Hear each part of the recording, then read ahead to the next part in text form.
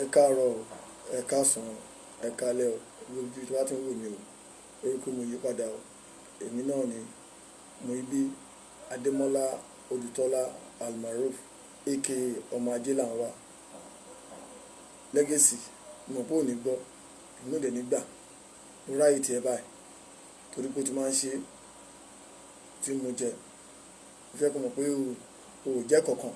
Ṣé o gbọ́ mi Legacy?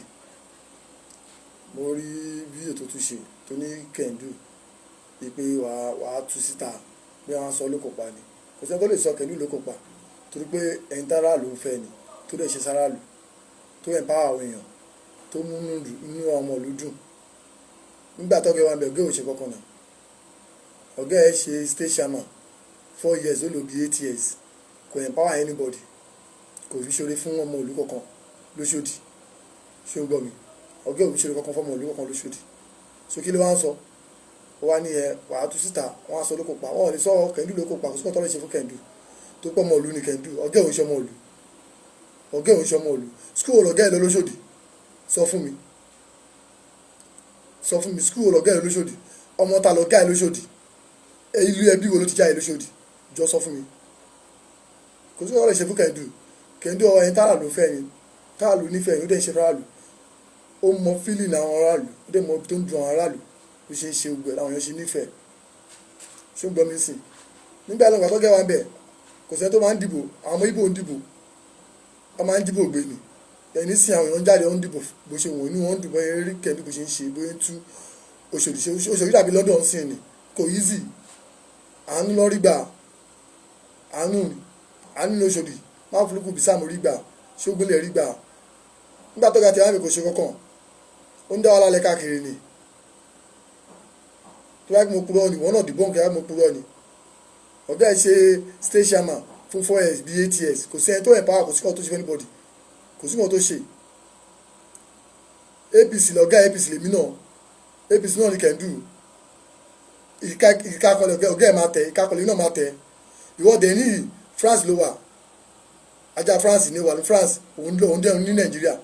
O fẹ́ wá gbọ́n ọgbọ́n tó bá fi dá ìlú Òṣòdì rú àtẹ̀kọ́rú. Ọlọ́run ní gbà fún ẹ, Ọlọ́run ní gbà fún ẹ. Ṣùgbọ́n mi sọ Ọlọ́run ní gbà fún ẹ. Àtọ̀gá ẹ Ọlọ́run ní gbà fún yín. France tó wà náà o ò ní voters card, o ò ní membership card. Ṣùgbọ́n ọ̀gá ẹ̀ ó máa dìbò lẹ́ẹ̀kan, ẹ̀mí náà máa dìbò lẹ́ẹ̀kan, kò lè dìbò lẹ́ẹ̀mejì. So right tó ọ̀gá ẹni rèébi náà ní àlè kò lè dìbò lẹ́ẹ̀mejì, ẹ̀kọ̀ọ̀kan la máa dìbò. So voters card tí wọ́n bá ní tó wà ní France lọ́wọ́ ìdìbò ní Nàìjíríà jẹ́ kí n rí voters card tèmi lélẹ̀ ṣó ti rí.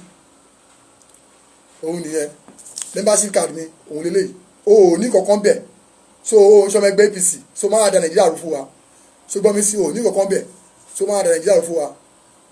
Bàrúwá dẹ̀ ní authentic president National Union APC ọmọ ẹgbẹ́ APC náà lòun náà tó ní voters card ó ní gbogbo ẹ̀ lọ́wọ́. Ṣé ń gbọ́ mi sí? Kò sẹ́ni tó mọ̀ gẹ́ as president. Ẹ̀yin ilẹ̀ mọ́ láyìn ra yín tẹ̀jọ́ ń purọ́ fúnra yín. So authentic ẹ̀ tó tẹ̀lé constitution Nigeria, tó tẹ̀lé constitution Union òun làá mọ̀, tí court fún judgement òun làá mọ̀ as president. Ṣé o ń gbọ́? Bọ́ọ̀ mi ṣe jẹ́ nìyẹn. So kò sí nǹkan tó lè ṣe fún kẹ̀ndù, kò sí nǹkan tó lè ṣe fún kẹ̀ndù. Kẹ̀ndù ṣe nǹkan tó ṣe fáráàlú, inú aráàlú ń dùn. Bẹ̀rẹ̀ ọgbà tó dára bẹ̀rẹ̀ ọgbẹ́ òṣì kankan, ó ṣe state chairman fún 4 years bí 8 years, kò sí nǹkan tàbí tó ṣe. Ó tún gbaṣẹ́ tiwa náà ni, ó gbaṣẹ́ tiwa náà ni. So pẹ̀lú ìgbà náà kí lá àbúrò ẹ̀ náà dànù. What goes around comes around. Nǹkan tó gbìn ló ká náà, nǹkan tó gbìn ló ká makọ̀makọ̀ lóye nǹkan. So ẹ̀ náà lọ jẹ́ bẹ́ẹ̀ ẹgbà kámú, àsìkò ti dé fún yín ni ẹ lọ ẹjẹ́ bẹ́ẹ̀ ẹgbà kámú. Turn by turn ni, no champion forever. So gbọ́ mi, so ti gbọ́ mi, Alhaji Tajudeen Ìbíkúnlé Bàrúwá oní president National Union tí kóòtù fún judgement tí NLC mọ̀ tí TUC mọ̀ wọn ò mọ̀ gáà ẹ̀. Ṣé ń gbọ́? Wọn ò mọ̀ gáà ẹ̀ skush president ó gẹ̀ẹ́ tó pè rẹ̀ skush president online president àmọ́ rí. Ṣé ń gbọ́ mi sìn? Kó máa pọ̀ létí ẹ ọ̀rẹ́ mi ò jù bẹ́ẹ̀ lọ, ó dàbọ̀.